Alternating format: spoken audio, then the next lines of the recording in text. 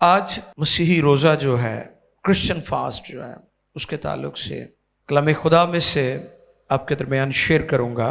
जब हम गौर करते हैं मुक़द्दस कलाम में से, तो क्रिश्चियन फेथ के अंदर, मसीही ईमान में बहुत सारे ज़ाब्ते जो हैं वो हमें सिखाए गए हैं कि किस तरह एक मसीही, एक ईमानदार ईमान में मजबूत रहकर, कायम रहकर तरक्की कर सकता है और इस रूए ज़मीन पर खुदा का जलाल जाहिर कर सकता है। और जब हम गौर करते हैं तो उसमें रसूलों के अमाल में लिखा है, वो रसूलों से तालीम पाने, रिफाकत रखने, रोटी तोड़ने और दुआ करने में, ये वो अकायद हैं, ये वो बुनियादें हैं मसीह ईमान की जो हमें स्ट्रॉन्ग करती हैं, मजबूत करती हैं। और जब हम इन पर, हमारी बुनियाद होती है, जब इन पर हम कायम रहकर तरक्की करते हैं, तामीर होते जाते हैं, तो फिर हम स्ट्रॉन्ग और वो सारी शेप, वो सारा नक्शा, वो सारी ड्राइंग जो खुदा ने अपने बेटे यीशु के वसीला से कलीसिया का एक नक्शा ड्राइंग किया है, उसमें हम तामीर होते जाते हैं।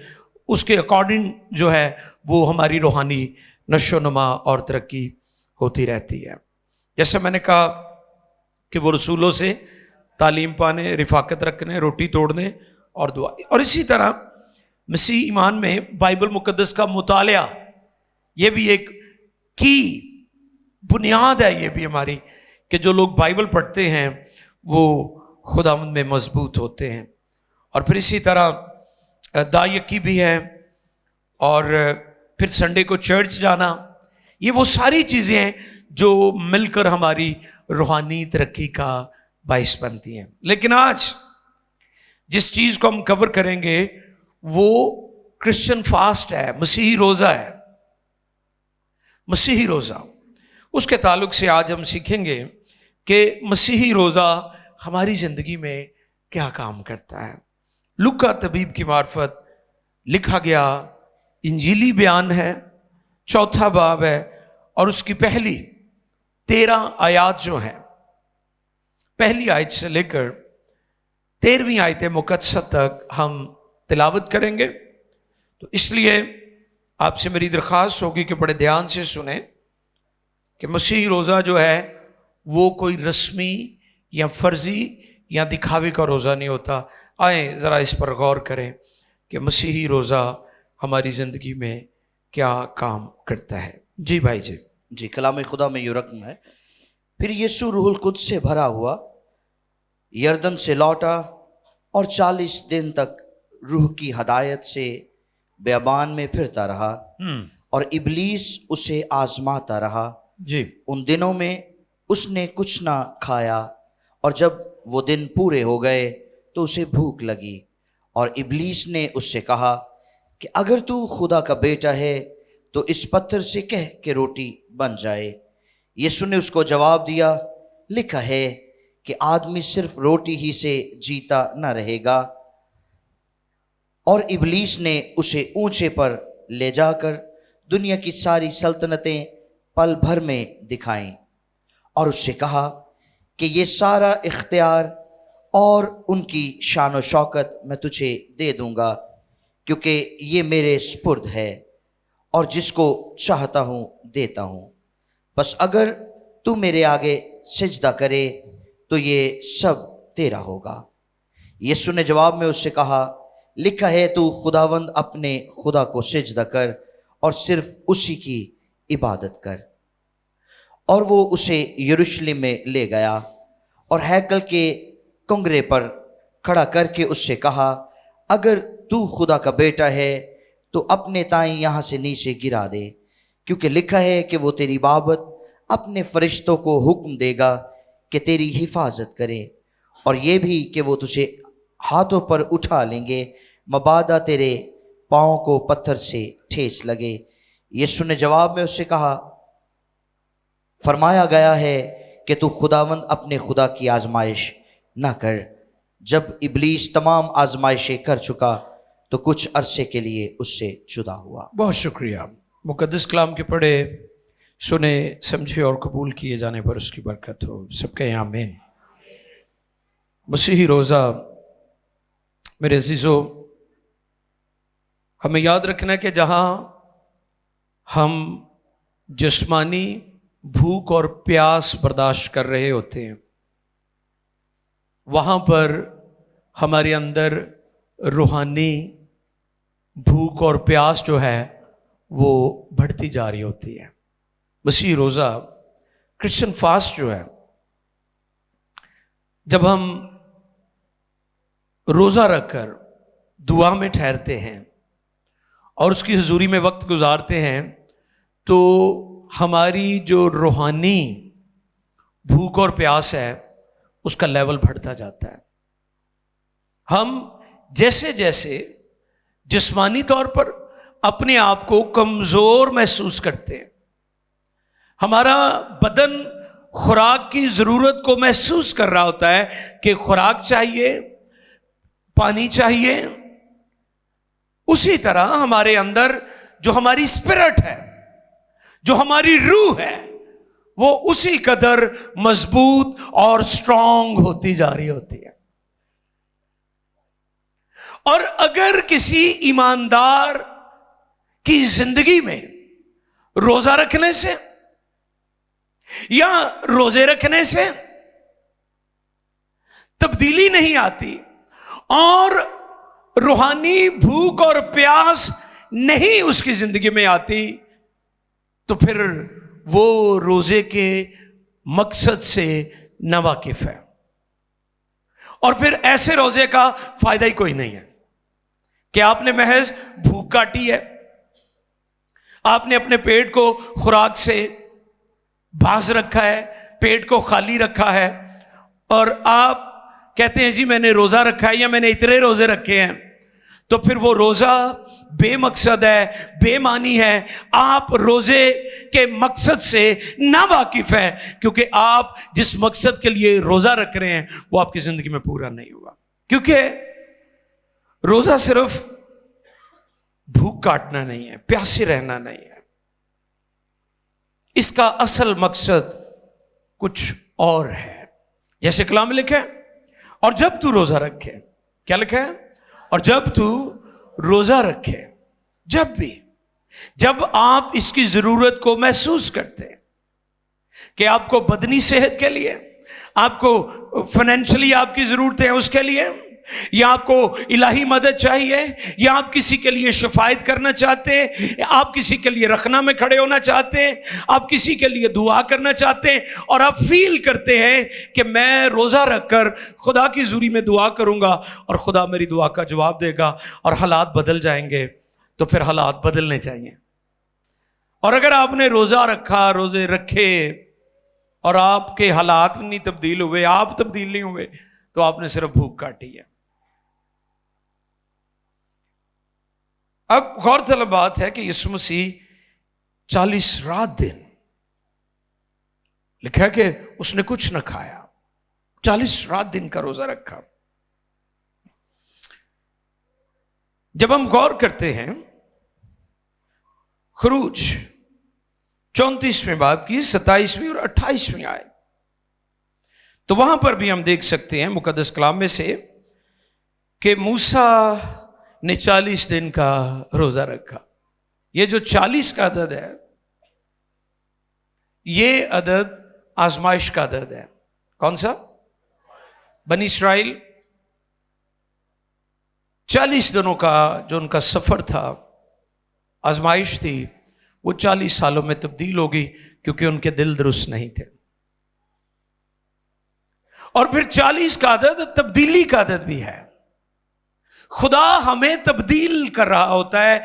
यीशु मसीह ने इसलिए 40 दिन का रोजा रखा क्योंकि मूसा जो शरीयत का नुमाइंदा था, शरीयत का तर्जुमान था, यीशु मसीह में सारी शरीयत पूरी हुई, इसलिए उसने 40 दिन का रोजा रखा। फिर एलिया, सलातीन की पहली किताब 8वें बाब की 19वीं आयत में लिखा है, एलिया ने भी 40 दिन का रोजा रखा। नोट करते जाएं। अब एलिया जो है वो नबियों का नुमाइंदा है। एलिया पुराने अहद के नबियों का नुमाइंदा है और उसने भी 40 दिन का रोजा रखा। और इस तरह से यीशु मसीह ने 40 दिन का रोजा रखा ताकि नबी जो कुछ यीशु के बारे में कहते रहे वो सारी नबूवतें यीशु मसीह की जिंदगी में पूरी हुई। 40 का अदद आजमाइश और तब्दीली का अदद है। तब्दीली क्या हुई? कलाम खुदा हमें बताता है कि आदम जो है वो भी खुदा का बेटा है। इसलिए नहीं कि वो खुदा से पैदा हुआ, इसलिए कि खुदा तख्लीककार था। जरा देखें एक हवाला ताकि इस बात की भी थोड़ी सी वजाहत हो जाए। मुकद्दस कलाम में से लूका 3 बाब की 38वीं आयत। आदम खुदा का बेटा था। 3 बाब की 38 और वो अनूस का और वो शेत का और वो आदम का और वो खुदा का। हालेलुया। सुना आपने? आदम किसका बेटा था? इसलिए नहीं वो खुदा से पैदा हुआ था, बल्कि खुदा ने उसे तख्लीक किया था। आदम और हवा का कोई मां बाप नहीं था, क्योंकि खुदा तख्लीककार था, इसलिए वो भी खुदा का बेटा था आदम। लेकिन वो आजमाइश में गिर गए। 40 का अदद मैंने बताया आजमाइश का अदद है। यीशु मसीह ने 40 रात दिन का रोजा रखा। मैं आपकी फिर तवज्जो दिलाना चाहता हूं कि आदम भी खुदा का बेटा था, क्योंकि खुदा ने उसे तख्लीक किया था। उनका कोई मां बाप नहीं था, ना हव्वा का ना आदम का, लिहाजा खुदा ही उनका बाप था। वो आजमाइश में गिर गए। और मैंने पहले भी एक दफा बताया था कि एक बाग है जहां पर आदम नाकाम हुआ है, एक बाग है जहां पर आदम कामयाब हुआ है। कई कहते हैं ना यीशु डरते थे। सुने गौर से, कई जो नकाद हैं वो कहते हैं जी यीशु मसीह बागे गेत्सेमनी में कहते हैं हो सके तो ये प्याला मुझसे टल जाए, तो भी ऐ बाप मेरी नहीं बल्कि तेरी मर्जी पूरी हो। उनके लिए यह मैसेज है, यीशु मसीह नहीं चाहते थे कि बागे गेत्सेमनी में उसकी मौत हो। वो ये चाहते थे कि जो कुछ नबियों ने कहा, मूसा ने कहा, जो कुछ अंबिया कहते रहे, नबूवतें पेशन गोइयां होती रही, उन पेशन गोइयों के मुताबिक यीशु मसीह सलीब पर जान दे। यीशु मसीह ये नहीं कह रहे कि मैं जान नहीं देना चाहता हूं। वो कहते हैं बागे गेत्सेमनी में जान नहीं देनी, मैंने ऊंचे पर चढ़ाया जाना है, मैंने सलीब पर कफारा देना है। एक वो बाग है जहां पर आदम नाकाम हुआ है, वो बागे अदन है। और आदम भी खुदा का बेटा है, वो भी नाकाम हुआ। आजमाइश में वो गिर गया। और मैं अक्सर कहता हूं हमने आजमाइशों में से गुजरना है, आजमाइशों में गिरना नहीं है। कई लोग आजमाइशों में से गुजरते हैं और आजमाइशों में गिर जाते हैं। जैसे बनी इस्राइल, उनकी आजमाइश हुई तो वो गिर गए, लिहाजा उनका 40 दिनों का सफर 40 सालों में तब्दील हो गया। आदम भी खुदा का बेटा था, क्योंकि खुदा ने उसे तख्लीक किया था। तब्दीली क्या आई? तब्दीली ये आई कि पहला आदम गिर गया और यीशु मसीह 40 रात दिन रोजे और दुआ में रहा और वो गालिब आया। मसीही रोजा हमें तब्दील भी करता है और हमें गलबा भी बख्श देता है, हमें फातेह भी कर देता है। फातेह हमें बनाता है रब्बुल अफ़वाज का नाम। वो जो फौजों का रब है वो हमें फतह से बढ़कर गलबा बख्शता है। मसीही रोज़ा ये तब्दीली लाता है कि पहले आप नाकाम होते हैं, पहले आप गुनाह के सामने बेबस होते हैं, पहले आप ख्वाहिशों के सामने बेबस होते हैं, लेकिन जैसे ही आपकी ज़िंदगी में रोज़ा और दुआ आ जाते हैं, आप फतहमंद, तब्दील शुदा ईमानदार बन जाते हैं। और फिर इसराइल को भी खुदा का बेटा कहा गया है। खुरूज 4 बाब की 22वीं आयत में, नोट कर लीजिए, जब पढ़ दीजिए भाई जी, ये आयत पढ़ दीजिएगा, ये भी जरूरी है ताकि लोग जान जाएं कि इसराइल को भी खुदा का बेटा कहा गया है बाइबल मुकद्दस में। जी।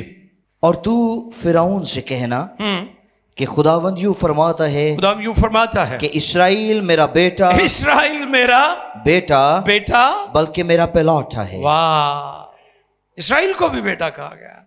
और मैंने जैसे बताया कि आदम को भी बेटा कहा गया, लेकिन वो गिर गया। मैं तब्दीली की बात कर रहा हूं। यीशु मसीह का जो 40 रात दिन का रोजा है, उसमें तब्दीली क्या आई है? 40 का अदद तब्दीली का अदद है। 40 का अदद आजमाइश का अदद है। आदम और हवा आजमाए गए, वो गिर गए। इसराइल को भी खुदा का बेटा कहा गया, वो भी आजमाए गए और वो भी गिर गए। लेकिन जिस यीशु की मुनादी आज मैं आप के दरमियान कर रहा हूं, वो आजमाया गया, लेकिन वो गिरा नहीं, बल्कि गालिब आया है। आज ही मैं हमारे एक अपोलॉजिस्ट हैं, सोशल मीडिया पर उनकी स्टेटमेंट पढ़ रहा था। इंसानी तारीख के अंदर उन्होंने पंजाबी में लिखा, कोई माइदा लाल यीशु मसीह को गुनहगार नहीं साबित कर सका, क्योंकि वो लाखता था, पाक तरीन था, अजीम तरीन था। हालेलुया। ये जितने भी तरीन आप लगाते जाएंगे, वो सारी खूबियां यीशु में थी। उसकी मानिंद कोई और नहीं है। रोजा हमें तब्दील करता है, रोजे से तब्दीली आती है। बनी इसराइल को खुदा का बेटा कहा गया और रूए जमीन पर खुदा ने उसे अपने नुमाइंदा के तौर पर, एम्बेसडर के तौर पर उसे रखा। गो आज दुनिया में यहूदियों की तादाद थोड़ी और बहुत ज्यादा मालदार हैं। दुनिया का सोना उनके पास है, दुनिया की दौलत उनके पास है, लेकिन एक चीज खुदा ने उनसे ले ली है, वो खुशखबरी का काम जो पहले बनी इसराइल के सुपुर्द किया था, कि दुनिया में वो खुदा की रोशनी बनकर, खुदा का नूर बनकर दुनिया में खुदा की गवाही दे। खुदा ने ये खिदमत बनी इसराइल से लेकर आज चर्च के सुपुर्द कर दी है, कलीसिया के सुपुर्द कर दी है। अब कलीसिया दुनिया में इंजील का पैगाम सुना रही है। वो बका की जंग लड़ रहे हैं और इंजील के मानने वाले दुनिया में इंजील का प्रचार कर रहे हैं। ये काम खुदा ने कलीसिया के सुपुर्द किया है। ये खिदमत कलीसिया को मिल गई, क्योंकि वो नाकाम हो गए, गिर गए, आजमाए गए और आजमाइश में गिर गए। आपने आजमाइशों में से गुजरना है, आजमाइशों में गिरना नहीं है।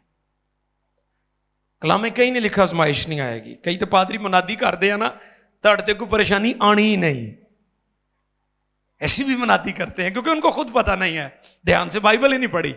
कलाम में कहीं नहीं लिखा कि आप पर आजमाइश नहीं आएगी, मुसीबत नहीं आएगी, परेशानी नहीं आएगी, इब्लीस हमला नहीं करेगा। करेगा। मैंने बताया था कि इब्लीस उनको भी मारता है जो उसको मानते हैं, और उनको तो उसने मारना ही है जो उसको नहीं मानते, वो सबको मारता है। लेकिन कलाम में यह जरूर लिखा है कि खुदा मुश्किलात में, प्रॉब्लम्स में, दुखों में, परेशानियों में, मुसीबतों में, बीमारियों में, मुखालफत में हमें कभी नहीं छोड़ेगा, वो हमारे साथ होगा। आप देखें सदरक मिस्क अब्दुन्नुजू, जब उन्हें आग की भट्टी में डाला गया है, तो वो पहले ही पहुंचा होया सी, वो तो खड़ा सी, वो पहले ही पहुंच जाता है। आपको परेशान होने की जरूरत नहीं है। भी वो कई कहेंगे, खुदावंद हम चाहते हैं कि तू हमारे जाने से पहले ही चला जा। वो पहले ही मौजूद है, ताड़े कहते नहीं उन्होंने पहुंचना। तो समझते ना, पता नहीं ताड़े कहते पहुंचे यार। नहीं, उसका वादा है कि जहां भी 2 या 3 मेरे नाम पर जमा हो, मैं उनके दरमियान मौजूद हूं। होगा नहीं, हूं, वो पहले ही मौजूद है।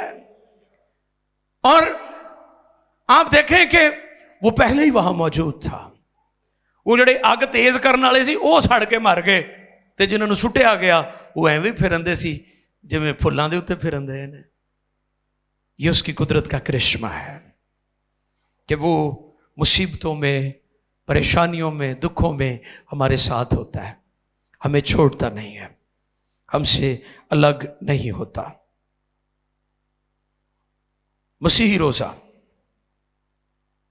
यीशु मसीह का 40 रात दिन का रोजा जो है, वो हमें ये सिखाता है कि हम तब्दील भी हो सकते हैं और हम आजमाइश पर गालिब भी आ सकते हैं। और ख़ास तौर पर जो लोग रस्मी रोज़े रख रहे हैं, रवाजी, दिखावा, रोज़े का तो मज़ा इस बात में है ना कि जिस दिन तुसी रोटी नहीं खाधी वो रोटी किसी होर नूं दे दो। मज़ा है ना इसमें कि आज या कल मंडे को आप रोज़ा रखते हैं तो जो खाना आपने खाना था वो किसी गरीब को दे दें, बजाय कि तुसी पूरी एक मार्केट खाणिਆਂ ਦੀ अपने अगे रख के शाम ਨੂੰ ਬਹਿ ਜਾਓ ਤੇ ਟੁੱਟ ਪਾਓ ਉਹਦੇ ਉੱਤੇ। ये नहीं ਜਿਹੜਾ सारा दिन नहीं खादा ਉਹਦੀ सारी कसर शाम ਨੂੰ ਕੱਢਣੀ है। ये रोज़ा नहीं है। कलाम इस रोज़े की कहीं तस्दीक नहीं करता।